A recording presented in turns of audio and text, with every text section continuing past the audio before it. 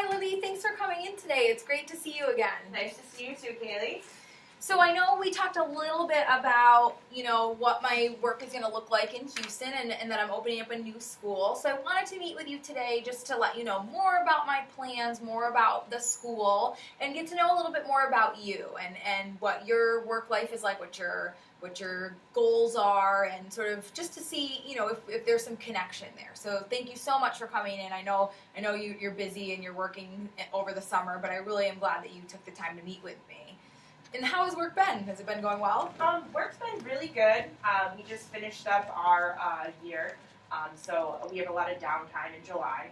It's a great time of the year for me, so I get to do all the vacationing, and the strike for the end year numbers is over, and we work on our new kickoff and what we're going to do with our new year. So oh, great. It's a great time of the year for me. Good. And your year end went well? Oh yeah, my year end went really well. I made an executive council, which probably doesn't mean a lot to you, but it's a really big thing in our company, and they send us out to Colorado to do more training and this and that, and keep us, fresh in the industry. It's a great thing. Yeah, that sounds exciting. Yeah, they do a lot of rewarding in my company, which is a good thing. Yeah, that's awesome. I love hearing that when you get rewarded for your hard work. That's great. Yeah. So I want to start off a little bit just hearing about your background, your school experience. So if you would start by just describing for me, what was your education experience like? What was your high school or middle school experience like? So my high school, middle school experience, it was a really great experience. I came from a really small town. Actually, my middle school and my high school, they consisted of 3 towns.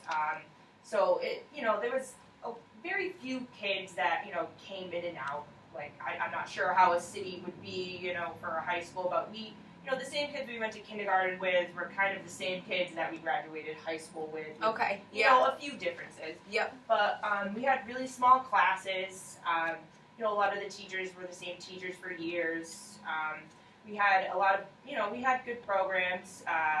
I was able to, in high school, to have a pretty individualized program for our school district. I was able to do AutoCAD instead of doing cooking or the technical, I think it was tech. Yeah. But they weld things and they make things. Yeah.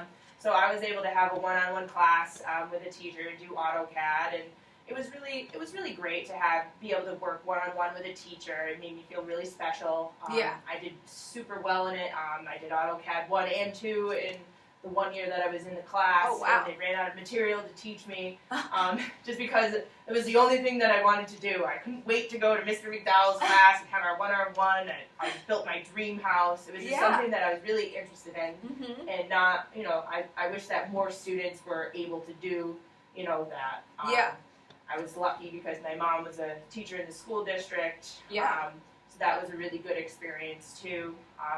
We had a lot of people that, also grew up in that community. Yeah. Like my mother was, graduated from the same high school that I graduated from. My father graduated from the same high school. But at the same time, it was a great experience for me. Might not have been the best experience for other kids. Right. If there was a family, somebody might have said, oh, well, I had so-and-so's sister. Yeah. There's always something, or the brother. So I could see on the other side, if, a teacher went to school with somebody's parent, they're like, oh, great. Can't wait for that kid. And that.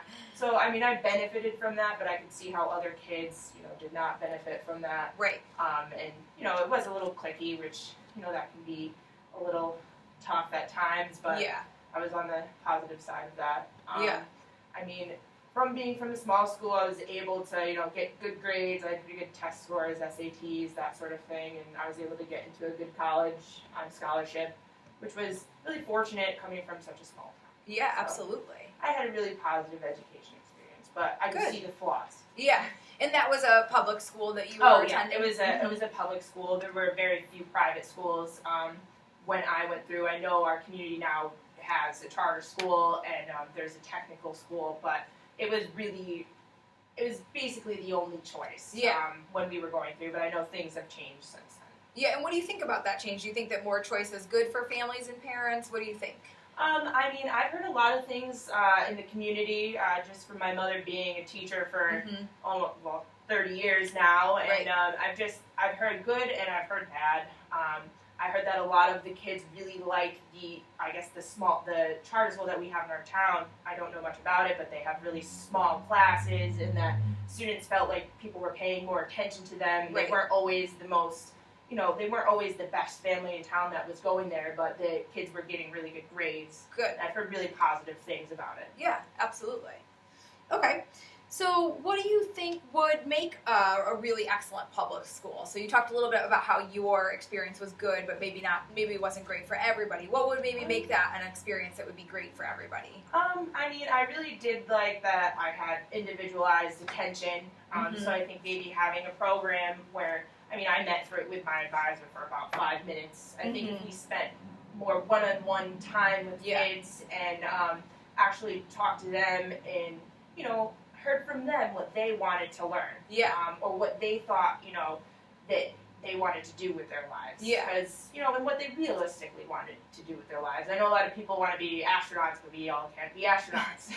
Yeah. And just talking to kids about, what skills they could use in their lives in the future. And, I just think more one-on-one attention would be a good thing to have, or just, leaving no kid behind. Right. Kind of thing. Yeah, that's great. I mean, we have, I'll talk a little bit more about my school in a few minutes, but one of our ideas is the no excuses model. So there's no excuses for students not building the skills that they need to be successful in college and life, and there's no excuses on our end as a school for not doing the work of preparing those students. So is that something that you feel like you would agree with? I would definitely agree with that. Great. Here's another question I have for you. What do you think is not working in education right now? You talked a little bit about where we were maybe not giving kids enough individual attention, but are there other areas you think that are not working right now for education? Maybe we should just change what the students are learning just a little bit, kind of cater towards their needs. When I was going through, which was 15 years ago, we didn't really even know how to balance a checkbook. But I did really great in Calculus 1, and even with a finance background, I don't really use my Calculus 1 skills. So I think we should be teaching kids, just better management of money. Well, I think this, I'm sure, because of my finance background. I get so many clients that, they get these credit cards and they're like, oh, they're going to give me money, let me use them. I think that if we start at a young age, kids would be more interested in their futures if they understood how money worked. Right. So that's something, I guess it's a personal goal Yeah. that I hope, kids start to learn. I think it would just inspiring them about what their lives could be with money and how it affects things. Right. Help them, maybe be better students and want to learn more about other areas. Yeah, absolutely. So developing those skills that you see seem to be so necessary for successful life as, as an adult or as a family member. Yeah, absolutely. So, I'm sure you've probably heard this, even though you didn't grow up in a city, but there's a lot of cities where students aren't achieving. They aren't graduating on time. They aren't getting into rigorous colleges. They aren't leaving high school with the skills that it seems like you were able to leave with. What do you think we need to do to help reach all students, not just the Libby Ariazis, but to reach all students, especially in the bigger cities? I think we need to just encourage students more. With standardized testing, I know that it's really important. But I can see, kids in inner cities getting frustrated if they get one bad test score. Yeah.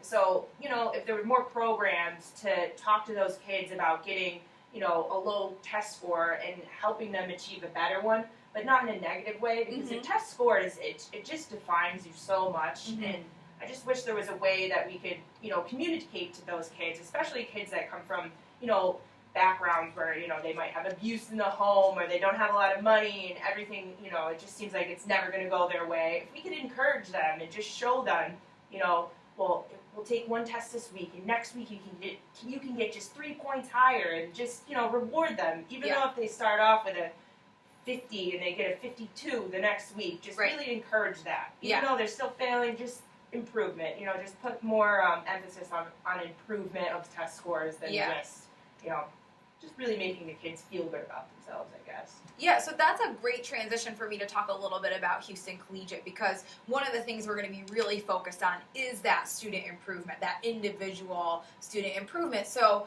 I know we spoke quickly about before, our focus is going to be on literacy and mathematics, and students are going to receive double the amount of time every day in both literacy and mathematics.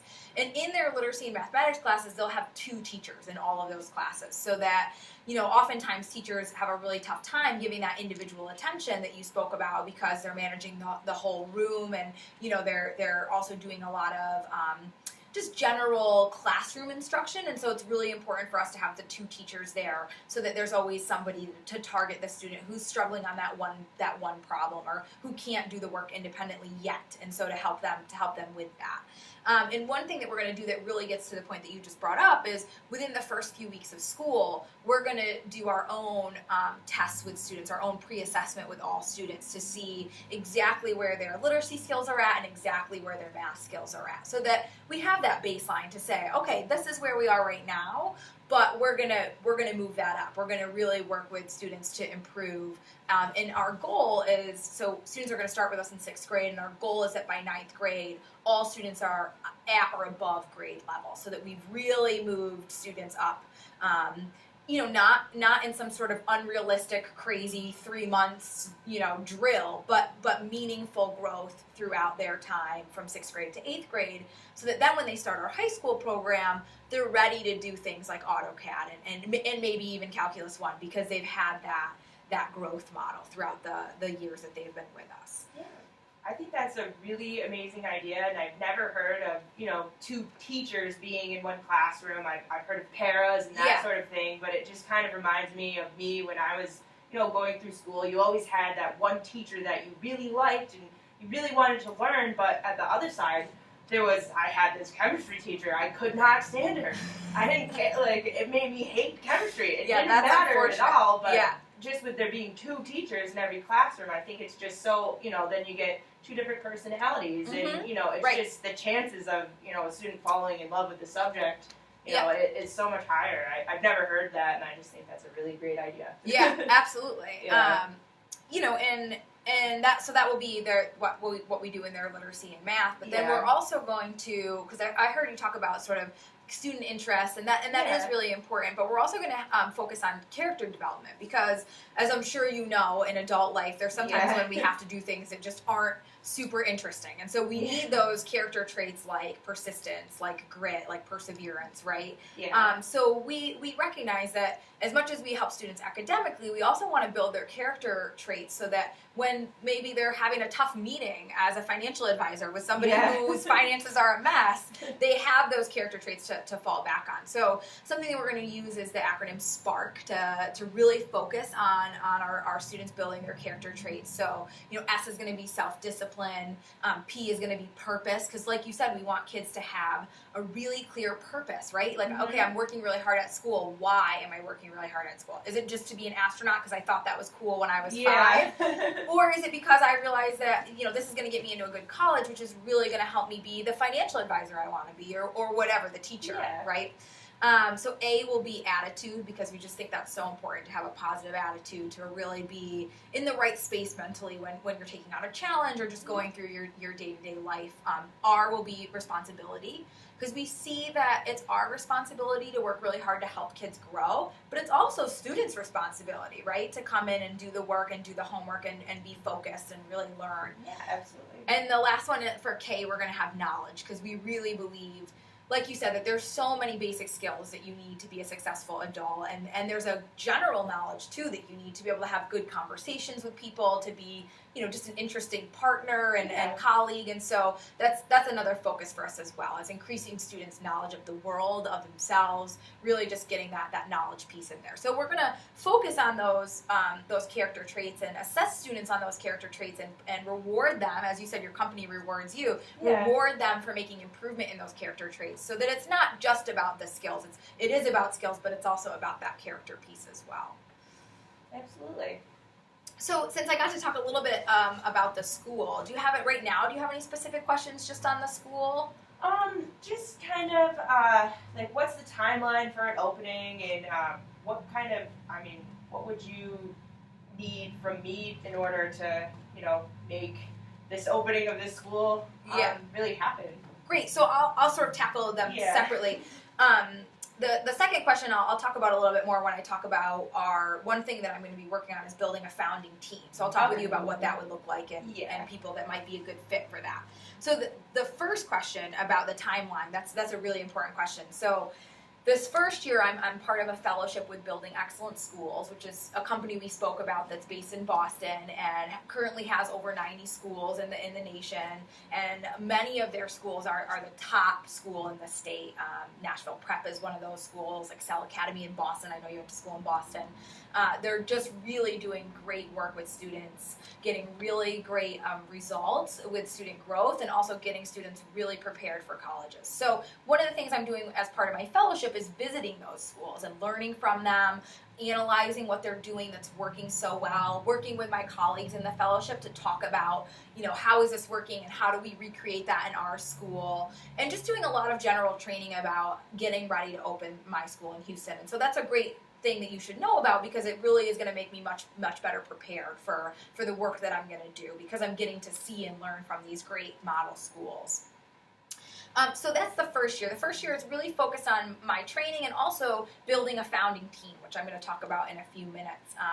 And so I'm meeting with a lot of people, a lot of prospective maybe founding team members, or people just interested in hearing more about the school, or people that might just help with our community connections. So I'm doing a lot of that work right now. And I'm also writing our charter that will need to get approved by the state in order for us to open our school. So that's a really essential component, because it's a very large document, over 300 pages. It needs to clearly outline all of the things our school is going to do in terms of academics, finances, governance, board governance.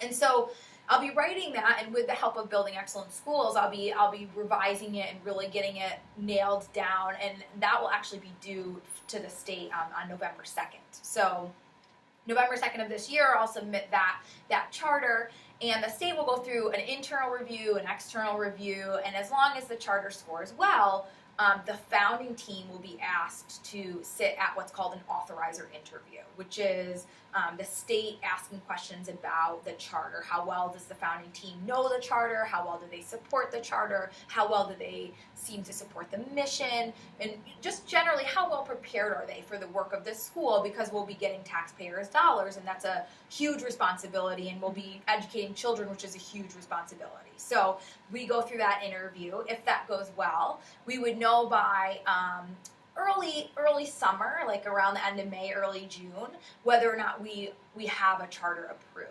And so that's a really big turning point for us, because that actually shifts our focus from a founding team to then the founding team becomes a governing board. They would hire me, hopefully hire me as the head of school, and then we would move into our planning phase. So year 2 is really focused on planning. So planning where exactly the school is going to be, getting the word out to the community about the school and about what grades we're recruiting for, and what grades the school will service, and how you can get information and how you can apply. So lots of community events that the founding board would help me with, and also recruiting great staff. We would really be super focused in year 2 on recruiting the best teachers that we can, really well trained, very motivated, mission aligned teachers who are going to do this work of helping students grow and helping students prepare for rigorous colleges. And then in year 3, we would open with our first grade. So for us, that's going to be 6th grade, since we're 6th through 12. So we would open with 6th graders and be, laser focused on having a great first week, getting them really knowledgeable about the school policies, having meetings with parents about what they need to know, really making sure that we kick off strong, and seeing them through that whole first year. And then following that, we would add 1 grade level at a time, so that eventually we're a full 6 through 12. So that's just the 3-year timeline, just to give you a better sense of that. So if it's okay with you, I'm going to transition into talking a little bit about what I'm looking for in a founding team, and what that means sort of to have a founding team. So right now, like I said, I'm meeting with lots of people who are interested in helping the school, and the founding team is one way that people could help the school. There's actually a lot of ways, getting the word out to the community, helping us meet potential funders. There's a lot of different connections. But for the founding team, we're looking for, a group of people, around 7 people, that will really be willing to do the work of starting a new school, which is exciting, but also definitely labor intensive. So it would be about 10 to 15 hours every month, and would sometimes be, on your own, where you're reviewing documents and emailing me questions. But sometimes I would say, we really need people at this board retreat to get ready for the charter, the authorizer interview. Or, hey, I really need board members at this community event on Saturday to get the word out. So some of it would be structured time, but about 10 to 15 hours a month. Is that something that you feel like might work for you, could fit in your schedule? What do you think? I think that would work just fine for me. With my job, I'm in charge of my own schedule. I'm the only person in my office besides my secretary, so I have an open schedule. I meet with clients on an appointment-only basis. So I'd be able to, reserve at least, 15 hours a month. I'd be able to go off to meetings. I think I would need less time than the average person, just because I own my own business and, I don't get paid by the hour. I get paid based on commissions and renewals. And after being at the same job for 8 years, I've built up I build up my business, so Great. I can actually, start working less and less each year that I go on. Yeah, that's great. And just delegating more things to other people. So I would have the time to do it, definitely. Awesome. So you kind of just mentioned this a little bit with your business skills. I know you're a financial advisor. I know you're also a Division I athlete, which is something that took a lot of passion and commitment. What are some of the skills or ideas you think you could bring to a founding team? Some of the skills I think I have are just because I was on the swim team, like you said, Division I athlete, I'm really good at working with a team. I have really good skills communicating with people, but at the same time, I'm very good at scheduling. I swam almost 30 to 35 hours a week at a Division I level, as well as went to Boston University, and I still came out with a business degree, which is, it's not the easiest degree at BU. Yeah. And so I was really good at, scheduling my time here, making sure I had time for my team, making sure I had time for my studies. So I think that's a good skill that I have that I could bring to the team. Absolutely. Just in general, I have a lot of connections with clients. I have a marketing background, so I could help market the school to, different avenues. Incredible, yeah. Just, I get a lot of support from New York Life. They told me they actually look for athletes and people that can schedule their own time. Right. So they're very, they're very into, kind of supporting us in what we do. Awesome. So that's another benefit. Yeah.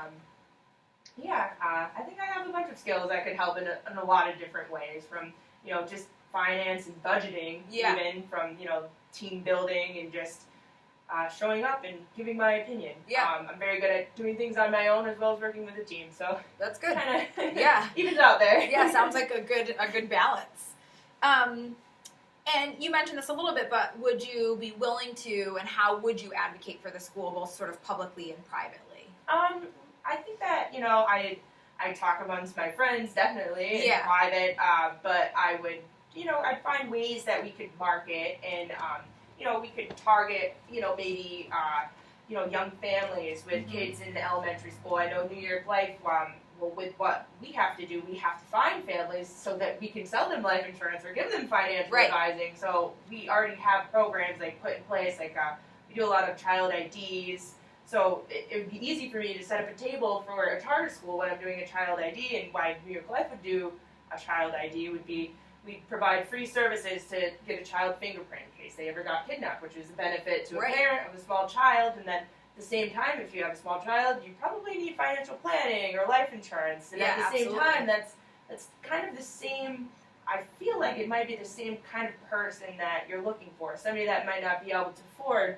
getting their fingerprints, done at the police station and paying, they're coming to us because they want the free benefit from us, so they might not be the most financially stable family.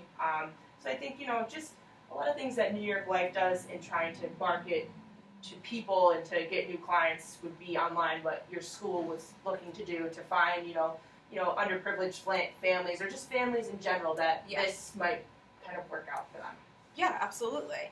And you think New York Life would be okay with some of that sharing? I would have to inform them, but they're very open. They love education. They always are donating to very many, tons of different programs, like the Jimmy Fund. We've had a woman, she was actually my mentor. She did the education for New York Life, and she always had foster kids, and she was always, she actually donated a kidney to one of her foster children. Like, oh my goodness. This woman was like Mother Teresa, and she set up a lot of things for New York Life for us to give back. Awesome. At New York Life, we've even gone and like read to underprivileged children. Yeah. So I know that New York Life would have no problem with it, but they would just want to know. Approve. Yeah, they would just want to know. But I guarantee they'd have no issues at all. Great. That sounds like a possible great connection. So you mentioned New York Life. Are there other groups of people or people in general that might be supportive of the school or might want to get involved that I could connect with or you could connect me with? Just in the Boston area, I'm a Boston University alumni. Yeah. We do a lot of, with my job, we do a lot of B&I groups, so it puts us in touch with a lot of different lawyers or accountants or, it just would depend on what our goal was at the time. Yeah. But, there's usually always somebody that, I could find to help us. Right. Just with all of my connections, I have over 3,500 clients. Oh, wow. Just at here. Yeah. At my office. And then if you take all the clients that New York Life has, the possibilities are almost endless. Wow. With the support we could get. Absolutely. And what do you hope you could get from being if you were a part of a founding team or a founding board? What's something that a benefit you would think you might get from that? I think I would just get a lot of personal satisfaction, and it's just almost my contribution to the next generation coming up. They're the ones that are going to continue the human race. Right. The young kids are the ones that are going to have the ideas. They say that, somebody that's born today has the possibility of living to 150 years old. Right. If you look at how, our grandparents were versus our parents versus how we are, and just how technology has changed everything, I think that we should be putting all of our time into the newest generation, which is only going to help us in the long run. Yeah. They're going to have the new ideas. I believe a lot in youth, and I think it's my duty as a human almost to give back to the same systems that helped me become who I am today. Yeah, absolutely. Sounds good. What qualities do you think might make a founding team or founding board more effective? Great communication skills. I think that we're going to be able to, we're going to have to be able to communicate with each other, whether it be by email or phone or making sure that we find the time to communicate. I think that anybody on the board is going to have to be able to, be assigned an assignment and have it done and analyzed and finished by a deadline. So I think you're going to need people that work well with deadlines, people that are self-motivated, and people that are going to go beyond, that really, really believe in this school and they believe in this idea. So, even if they're told, have this done by this date, you're going to want somebody that had it done a week ago and has, an outline of questions and bulletins and things that we could do to improve the situation. Somebody going above and beyond. Yeah, definitely. I think that would be helpful. Yeah. What is your ideal approach to resolving conflict? I would think that my ideal approach to resolving conflict would be, whether it's between two people or two groups, is for each side to be able to, write down what their problems are and what they want the other group to know, and then the other group to be able to do the same thing, and then just kind of switch papers. I think it's really important that, people actually take the time to listen to the other person's argument and let it set in. A lot of times when even if you're just communicating with somebody back and forth, I think that, I mean, I know I do this. If I'm set on my point, the only thing I'm doing is saying my point over and over and over and over again, and I'm not listening to what the other person is saying. I mean, you'll see this a lot of, in like marriages or sons and daughters and this and that, but I think it's really important to listen and put in, a structured way to, force people to listen to each other almost. Yeah, right, to get that clear communication. Yeah, absolutely. Can you describe an experience when you worked as part of a team or part of a diverse group of people and, you had to come together maybe and work together? Is there an experience in your background you've had like that? Oh, sure, absolutely. I have many experiences working with groups. The one that we already talked about, just being on a Division I swimming team. Right. You're with these people over 30 hours a week. Yeah. You all have problems. You all have to go to school. You all have to swim. Yeah. And at the same time, swimming is kind of an individual sport, so you are almost swimming against each other. You want to make sure that you want to be the one that's on the relay and this and that, and you also have to be able to communicate and encourage people as well. Right. And maybe if you used to be the lead swimmer and now you're third, still the person that's first is still going to be there to support you. So just kind of going through being on a team. Yeah. For 4 years, longer than 4 years, I swam on teams my entire life. Right. Even though it's an individual sport, just still being there for everybody. Another experience would just be in the business school. We had projects in our whole entire grade for the whole semester. All 4 classes were this one project. Oh, wow. So you had to spend. You were spending 10 hours a day with these people. Wow. Yeah. And my group was just very diversified. I think there was maybe 6 in our group, and there were 2 of us from the United States. I was the only one from Massachusetts, and it was difficult, but it was very eye-opening to be able to work with such a diversified group. Yeah. Every day, day in and day out, and then just knowing that your entire semester depends on this one project. Right. We actually made we had to come up with a product, design it, develop it, and market it, finance, do the budget behind it. Wow.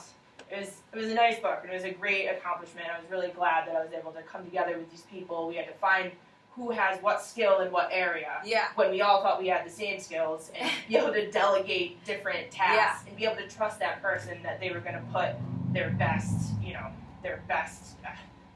thing forward. Yeah. It sounds like a great experience. Yeah, it was. So it allows you to trust people as well as, try your best to put your best work into a project. Right, absolutely. Okay, so in talking about you potentially supporting the school, potentially being, somebody that does work with us, or down the road potentially on the founding team, it's important to talk about time commitment as we did the 10 to 15 hours, but also just things that are sort of going on for you right now. You did mention that your work is a little bit more flexible, but do you have any other projects you're committed to right now, boards you're on, or volunteer work you do? I do a lot for our local soccer team. It's just a co-ed league with, it's mostly young professionals, maybe age 22 to as old as 40. And I'm not on the board, but it's a very small team. I do a lot there, like helping make sure we all have refs for when our games are, scheduling, making sure we have balls, figuring out how much we're going to charge each person in the group. Yeah. But I'm not technically on the board. It's just my one favorite outside activity that I really like to do. But besides that, I don't have a ton going on that I can't get out of. Okay.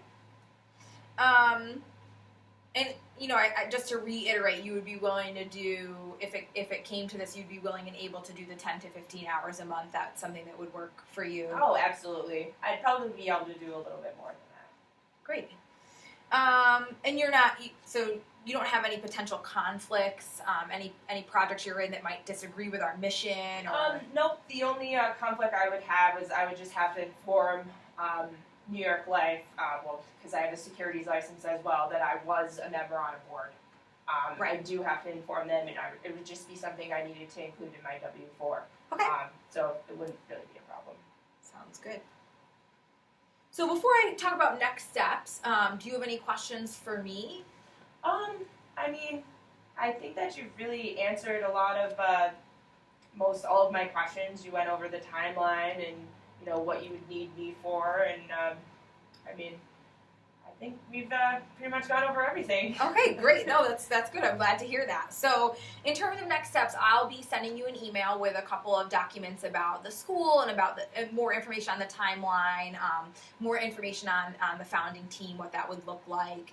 And we'll set up another meeting, and I'll put you in touch also with Joy Coates, who works at Building Excellence Schools. She's really helping me to build the founding team and to find out who might be the best fit for that. So look for my email and look for me to connect you with Joy's contact information, and the two of you might have a phone call as well. Okay? Absolutely. Thank you so much for coming in, Livia. Thank you It was very great much. to meet with you. I hope you have a great rest of your summer. Thank you.